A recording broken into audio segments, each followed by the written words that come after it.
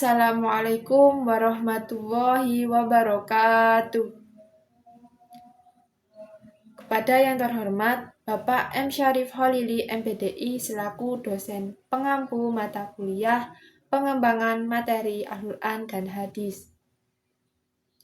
Sebelumnya, perkenalkan nama saya Isma Fauziah dari Fakultas Agama Islam, Prodi Pendidikan Agama Islam, semester 5. Di video kali ini, saya izin menjawab soal atau pertanyaan dari UTS mata kuliah pengembangan materi Al-Quran dan Hadis, yaitu membahas tentang perbedaan kodifikasi Al-Quran dan Hadis serta latar belakang sejarah yang melatar belakangi proses penting tersebut dalam perjalanan peradaban Islam. Sejak masa Rasulullah SAW, wahyu yang diturunkan kepada beliau menjadi pedoman hidup bagi umat Islam. Wahyu tersebut terdiri dari dua jenis. Yang pertama, Al-Quran, yaitu firman Allah yang dibacakan kepada Nabi Muhammad melalui malaikat Jibril. Dan yang kedua, hadis, yaitu perkataan, perbuatan, persetujuan, serta keteladanan dari Rasulullah. Walaupun keduanya menjadi sumber ajaran Islam, proses pengumpulan, pencatatan, penyerahan kepada generasi setelahnya tidak sama. Ada sejarah, alasan, dan tantangan yang berbeda dalam proses kodifikasi keduanya. Yang pertama, kodifikasi Al-Quran. Pada masa Rasulullah, Al-Quran telah tersusun secara hafalan di dalam dada para sahabat hafid dan juga ditulis secara terpisah pada pelepah kurma, batu tipis, kulit hewan, dan tulang belikat unta. Namun, pada masa itu, Al-Quran belum dijadikan satu mushaf yang utuh dalam satu buku. Proses kodifikasi Al-Quran secara resmi terjadi setelah wafatnya Rasulullah, terutama pada masa Khalifah Abu Bakar As-Siddiq. Alasan utamanya adalah banyak sahabat penghafal Al-Quran gugur dalam perang Yamamah. Khalifah Umar bin Khattab khawatir jika para hafid wafat maka Al-Quran akan berpotensi hilang. Maka dibentuklah panitia pengumpulan Al-Quran yang dipimpin oleh Zaid bin Thabit. Proses ini sangat ketat, yaitu yang pertama, hanya ayat yang ditulis di masa Rasulullah. Yang kedua, disetujui oleh dua saksi sahabat. Yang ketiga, diakui para penghafal yang boleh dimasukkan ke dalam mushaf.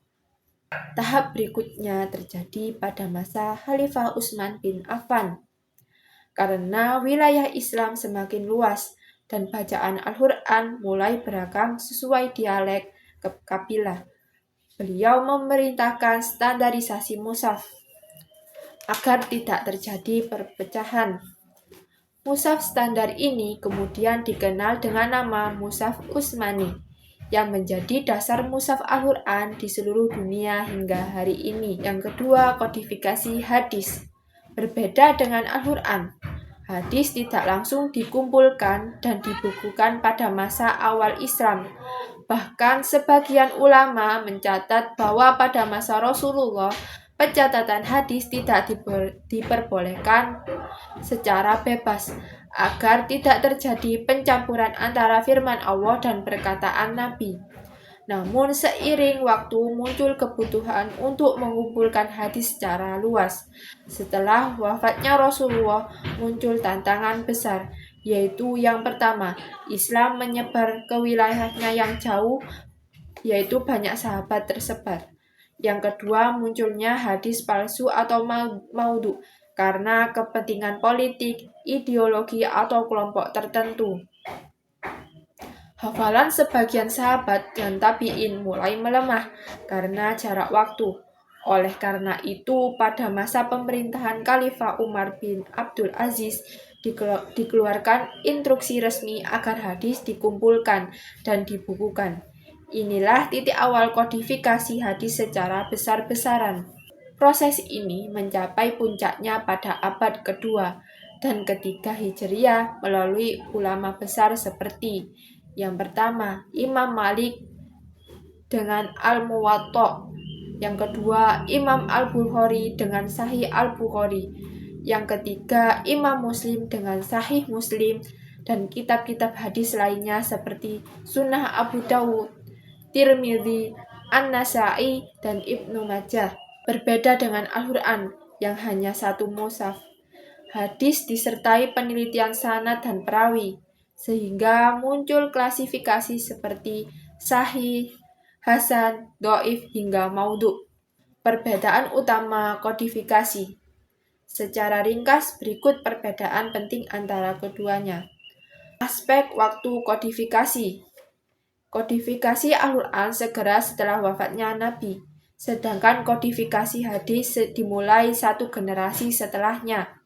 Yang kedua, sumber kodifikasi Al-Quran adalah wahyu langsung dari Allah, sedangkan kodifikasi hadis ialah ucapan dan perbuatan dari Rasul.